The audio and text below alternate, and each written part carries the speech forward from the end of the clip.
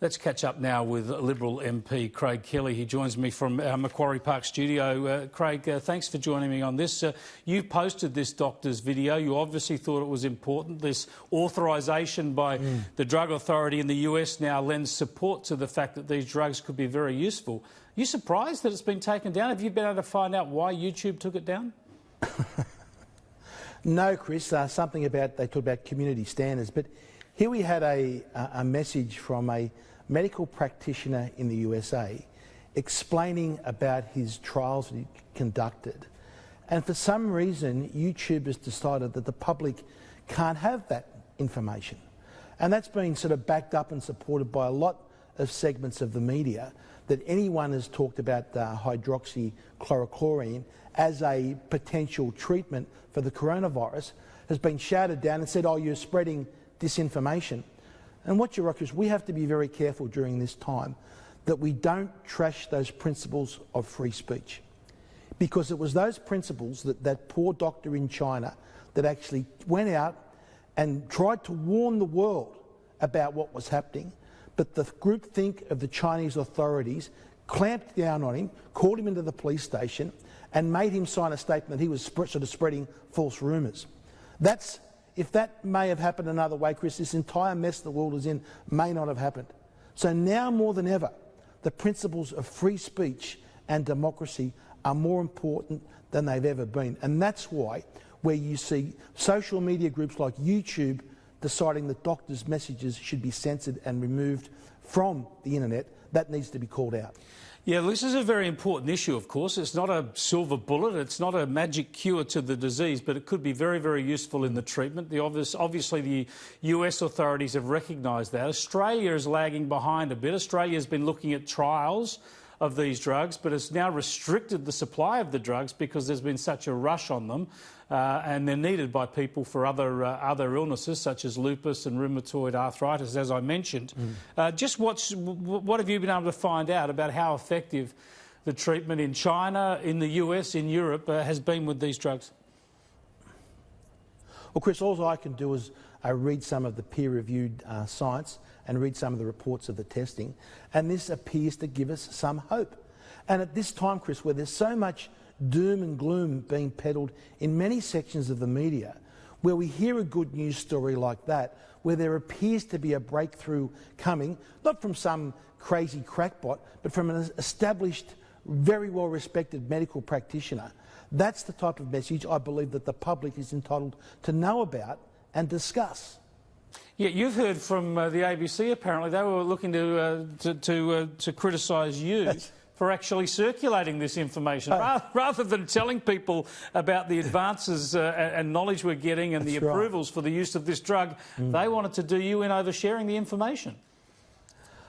Oh, that's right. My good friends at ABC Fact Check, hello to them all there, actually contacted me yesterday and accused me of actually posting a link to what this medical practitioner had said and the results of his trials, of spreading misinformation and false rumours. So what the ABC was actually accusing me of doing by posting that video, which is actually backed up by peer-reviewed science and peer-reviewed reports, was exactly the same thing that those Chinese authorities fell into when they tried to silence that doctor and shut him down in China, when he tried to warn the world about what was happening in Wuhan. Yeah, there's a lot of information, there's a lot of expertise. We've got to hear it and debate it and be responsible with it, but you can't help but think the very fact that Donald Trump has championed these drugs is the reason so many people are keen to knock them down. Let's hope all the trials continue positively and it helps to relieve the symptoms in many, many more patients. I want to move on to the law enforcement issues here in Australia at the moment, Craig. Now, you've been around Sydney today. We've seen what's happened with police in public parks in Sydney in the past 48 hours. We've heard Daniel Andrews saying that the partners can't go and visit each other in their homes if they don't share the same abode. Are we going too far? Don't we need to get the tone of this right? Because I'm interested to hear your observations. It seems to me that the overwhelming majority of the population are doing the right thing here. Look, Chris, I think it's important. We have to get the message out that this is a very serious situation, absolutely.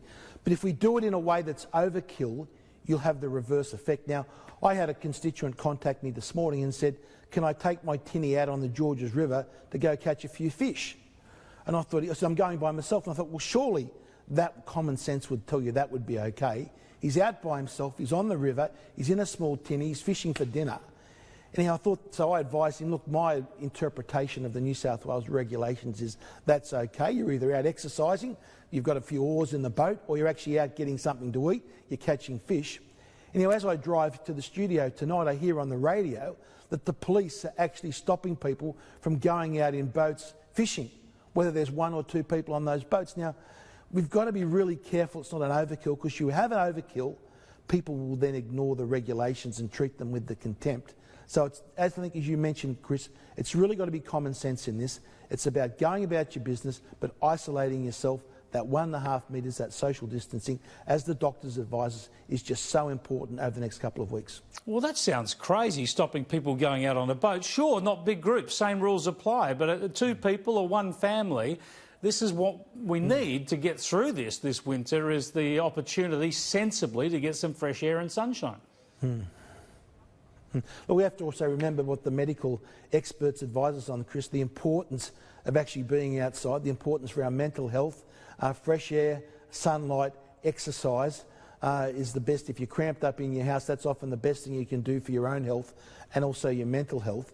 And we've got to make sure we're not sending the wrong message to people that they don't want to get out and exercise, and they, do something to compromise their health, because that's going to have worse outcomes, and we risk making the cure worse than the disease. So who needs to fix this at the moment? I don't like to pick on the police. They're trying to implement laws that they've never had to implement before, and they're quite prescriptive laws.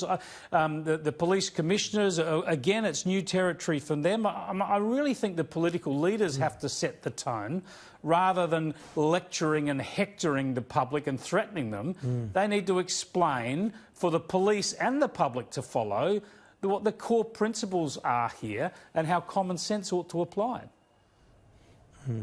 Well, Chris, these are all state legislation, and every state is legislating this separately themselves. And you've even heard earlier on your program a different interpretation from New South Wales to Victoria about 2 people meeting up.